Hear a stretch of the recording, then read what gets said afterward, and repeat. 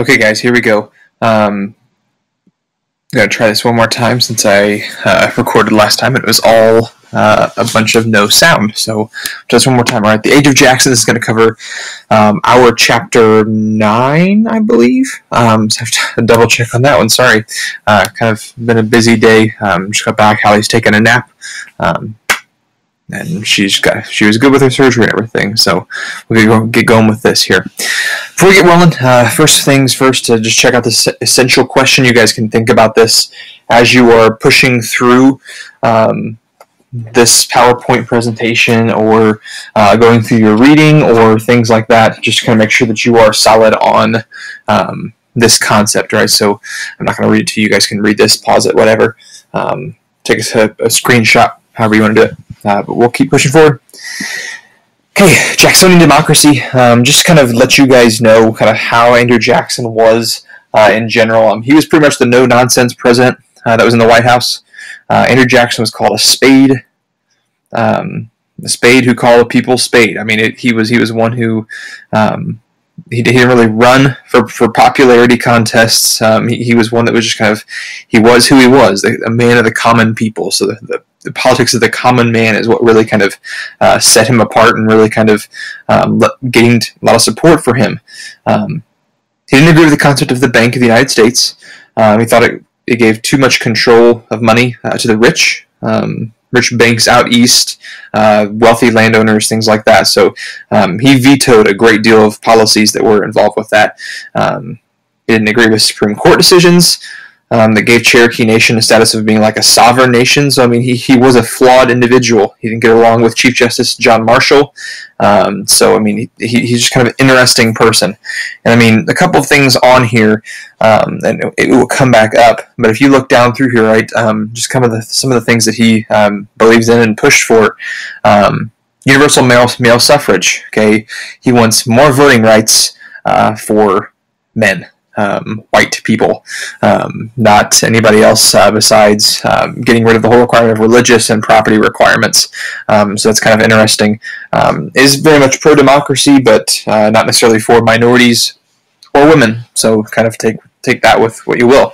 Party nominating conventions, it used to be a very closed-door process. So he was pushing for getting this group, the Anti-Masons, to really have more of an active role in getting things more out in front of the people. The Anti-Masons were basically founded as like an opposition to like the fraternal order of like political party members and political party leaders. They really kind of started up with like, it was 1832, I think, is the whereabouts. But they were the first to kind of hold national nominating conventions and to be very open and in front of the people for the whole process. So popular elections were something he was very, very much all for, and letting things be as transparent as possible. But he was just a very interesting guy, and if you've not watched the video that I posted earlier, maybe pause this and go take a look. It kind of serves as a great introduction for him. But then also another flaw I kind of throw out here is the concept of the spoil system. It's just kind of an interesting thing that we don't really see anything else nowadays. It's just kind of like the way things are and how things are really probably going to be. Winning government jobs was a major goal of political parties, so Jackson believed in the idea of appointing people to federal jobs if they were actually campaigning for him and the Democratic Party. So getting people in positions for him and to where he would have an easier time getting policies through. So this policy of like dispensing jobs for people who may not be necessarily the most qualified was something that he really did practice. Many argued that it was kind of a sign that he was pretty corrupt. So other than these policies and Andrew Jackson pushing for democracy and stuff like that and having big, huge whiskey parties and having duels, some historians say that he killed like 13 people. Some historians say it was hundreds of people having duels all the time and stuff. So he was kind of nutty, but overall, that's kind of him in a nutshell, but we'll keep going with the story here. So hopefully this will kind of help give a little bit more information about this. I'm actually going to make this a little bit bigger so you guys can see the results a little bit clearer, hopefully. Maybe. Well, there we go. Okay. So, just kind of the breakdown here. Election of 1824, this is having to do with John Quincy Adams being the president and stuff like that. So you have the breakdown, you have everything. John Quincy Adams, Andrew Jackson. The election is not decided completely. It goes to the House of Representatives. The reason they call this the corrupt bargain, right, is because John Quincy Adams, being one of the most brilliant, most smart politicians up to this point, and arguably in American history, he got a lot of people on board with him to work with him and give him certain things for executing his policies and stuff like that, and he was able to appeal to a certain group. Okay, and one of the big ones was with the American system. Okay, and you guys know who was involved with the development of that, and that was, okay, good, Henry Clay. You can't answer me, but we will pretend like you did. Basically, this whole concept is that he wants to expand this huge internal system that they're working on, and really kind of work towards developing roads, national roads, implementing tariffs, and getting more manufacturing jobs and things like that. And so whenever he gets this whole thing in motion, whenever he gets this thing rolling here, you see the situation to where the people are kind of flocking towards him initially. But then it all releases that the reason that John Quincy Adams was so pro-American system is because he was trying to win over people like Henry Clay that were for this and designing this American system. And so, as Henry Clay was a part of the House of Representatives, he gets that vote, and he becomes the President of the United States with the election of 1824. And with this whole situation, with this whole occurrence, you have the situation where more people are going to start following Andrew Jackson, his rise of his political career, because really overall, if you think of like who he is, I mean, it's the son of John Adams. It's another one of the political insiders. Okay, it's like something that's going on today with Donald Trump. He's looked at as the political outsider, speaks his mind, things like that. And I'm not comparing Andrew Jackson to Donald Trump because Andrew Jackson had shown us some things with politics and stuff like that. That's what makes him a big difference between those things. But it's kind of that same concept. The person that speaks his mind as the political outsider can come in and have a very good shot. So kind of continuing on, okay, the Revolution of 1828, in comes Andrew Jackson again running for president. This time he nails it. Right? He wins. Then the reason that he is kind of brought in is because he gets it. He gets where the United States is, and don't get me wrong, he has a lot of flaws. He has a lot of things that he has to work on, but for where the United States was, he was the right president for this time. And the thing to remember is that he is the common man. Okay, he's coming from the West, who understands as the United States is expanding westward with the whole concept of manifest destiny after Louisiana Purchase, things like that. You're going to need somebody who's able to be nose to the grind, being able to keep pushing forward and keep things going policy-wise. So that's something else to think about. Something else to think and make sure you're aware of, right? The presidential powers with Andrew Jackson. Okay, he's all for expanding democracy, but he's also expanding the role of the president. Okay, he's also expanding how the president conducts himself and how the president goes about getting things done. So the power of veto, he vetoes more legislation than all of the previous presidents combined. Okay, so that is a huge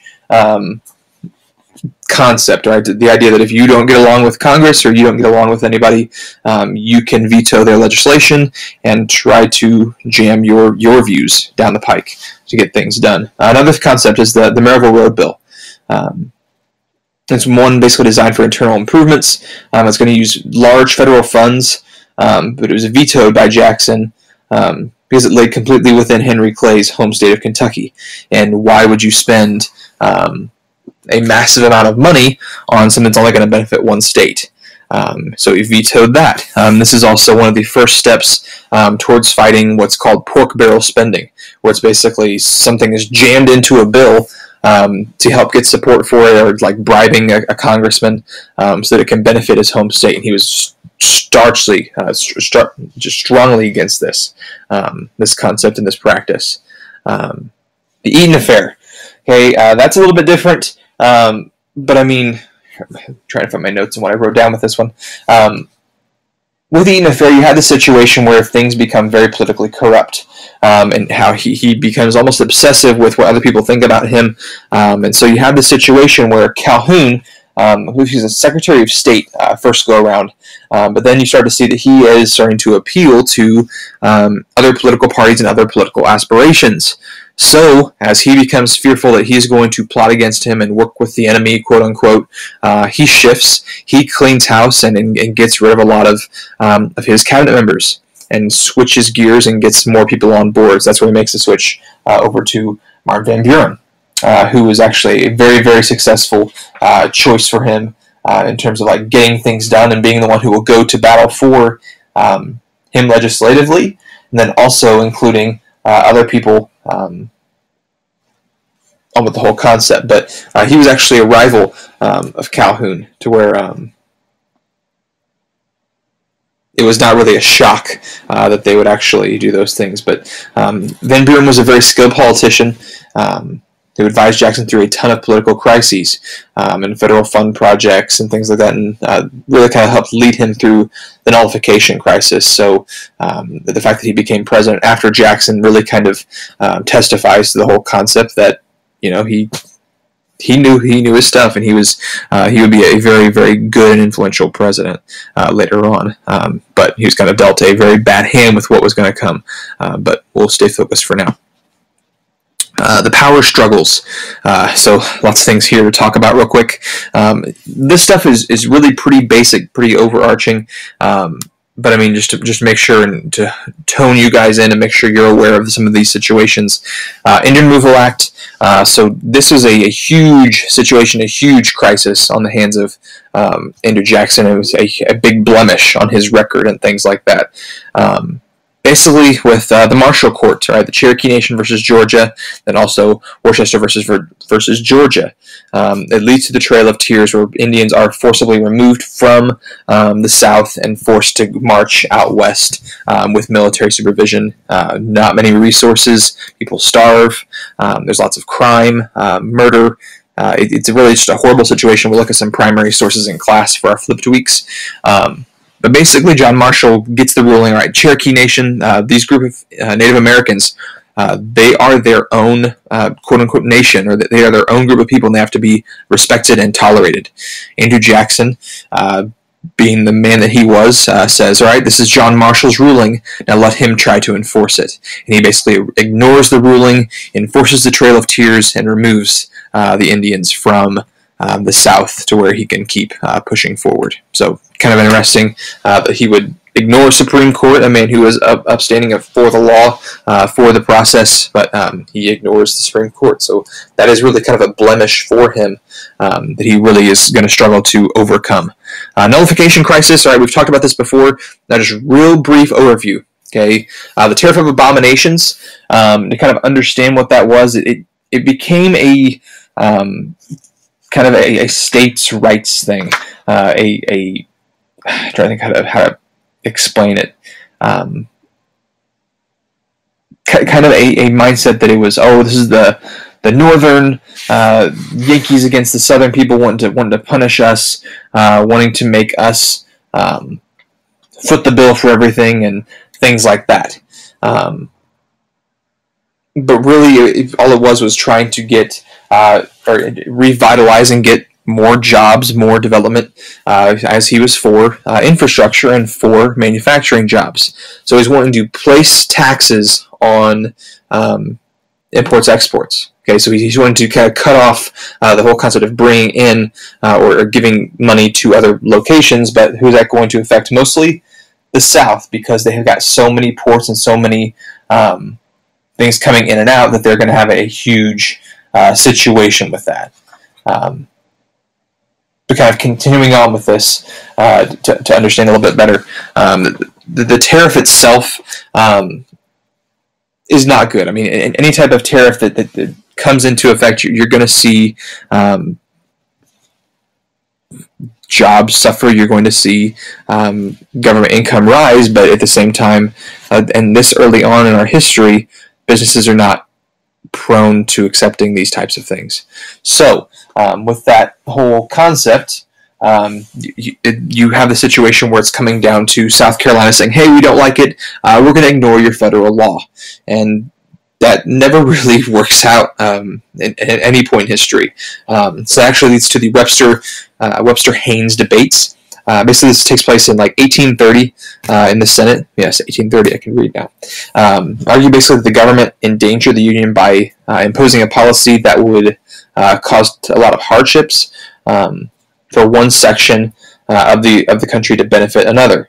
Hayne explained that his concept of federal government as the agent of the states, saying that the states could judge whether the agent had overstepped its bounds. Daniel Webster countered the nationalistic view of the Constitution and then took a more of a states' rights approach. So it was kind of that starting point of nullification. This thing was going to swell and become very, very hot topic for this point in history. Now, as far as the tariff of 1832, and then also the compromise tariff of 1833, you're going to see this whole situation kind of come to a head, and Andrew Jackson is going to have to react very, very swiftly. You have an increase in tariffs, or that will force the hand of the federal government. Basically, you have the situation to where with a compromise is that you are going to see over a 10-year period a slow decrease in the amount of taxes that you'll have to pay on this tariff. And that's to kind of help supplement the income that's coming into the government to where it can keep its spending and its policies in place. But at the same time, it's also going to slowly offset the struggle that the states are going to experience. The bank war, just kind of shifting down there. You have the situation to where it's really an overarching concept for or against a national bank. And with the experiences of Andrew Jackson, with his overarching disapproval of the national banks, mostly because of his background in business and how he basically got screwed with some bad banking practices. He's running the situation of a recharter, an early recharter, and basically what is happening is that you have individuals, Bidle, one of the congressmen who was wanting to get this bank charter introduced, get it rolling 4 years before it's actually supposed to be reintroduced or rechartered. So Andrew Jackson, without hesitation, vetoes this. I mean, it was inappropriate to bring that up 4 years before. That way he can even actually wage a political battle with Congress to get things to stop. So with this veto, he decides he's going to give more power to states, and we'll talk about that here in a minute. But ultimately, with the election of 1832 coming along, you're going to start to see a rise of a new political party, right? The Federalists die. You start to see this new group, the Whigs, that are going to start to rise up. And here's actually a description of their different policies and their viewpoints. And you can kind of pause this and just take a look to better understand this, or you can look at the party descriptions that I gave you guys on Google Classroom. It's posted on there. To show you the link. There's the video I wanted to show you guys. There's Chapter 8 video, 9 and 10 terms, right here. Okay, American political parties. You guys can click on that one and check out the actual full history of the different political parties. But Andrew Jackson's second term, the whole concept of pet banks, quote unquote, was basically transferring federal funds to state banks. Now, the bad part about this, okay, is that there was very little regulation and a lot of speculation. Basically what that means is it's glorified gambling. Basically you are lending out money at a point in history where there's really not any big-time banking laws, any type of overarching system. The Fed is not in full existence yet, so you're having something put in place that it's largely unregulated, and it's going to lead to negative things, eventually a kind of a recession or depression. So kind of understanding that, you need to go back in your text and just double check and see, okay, what large thematic movements are happening from Andrew Jackson's shift from the National Bank to the Pet Bank. So go back and check that one out. The Specie Circular. In 1837, President Jackson determined that government would accept only hard currency in payment for government lands. The purpose of the order was to basically prevent opportunities to commit fraud, connected with the use of banks, notes, and credits and things like that. So good intentions, not so great results. This would follow Jackson since finding actual hard currency was extremely difficult. And therefore, many farmers attempting to buy government land were at the mercy of speculators. So if they were out getting loans and getting money from banks and giving down payments and things like that, the banks would take that money, gamble with it, and lose the money. Okay, so it's not a good situation. As a result, this whole thing where you can't get your hand on actual funds and actual hard currency, the banknotes are going to lose their value, land sales plummet because nobody can get their hands on it, and then that introduces a huge recession and depression that's going to be something that's going to go past Andrew Jackson and really just kind of ruin the Van Buren administration, or Van Ruin administration. No pun intended. Sorry, I'm a dork. Anyways, okay, the Van Buren administration, okay, the election of 1836, Andrew Jackson decides he's not going to seek any more terms. He's finished the failed Whig attempt. Basically, they're not ultimately successful at this point with getting a new individual to be in charge of the country. Mostly because there's a pretty solid Democratic hold on the country at this point. But Van Buren, very, very quickly to cover him, just quick bullet points, bad thing, and making fun of his name. So there you go. You get the general gist of what happened for Van Buren's administration. Moving on. Okay, the election of 1840, the Log Cabin and Hard Cider campaign. So kind of a weird way of explaining what was happening with this one.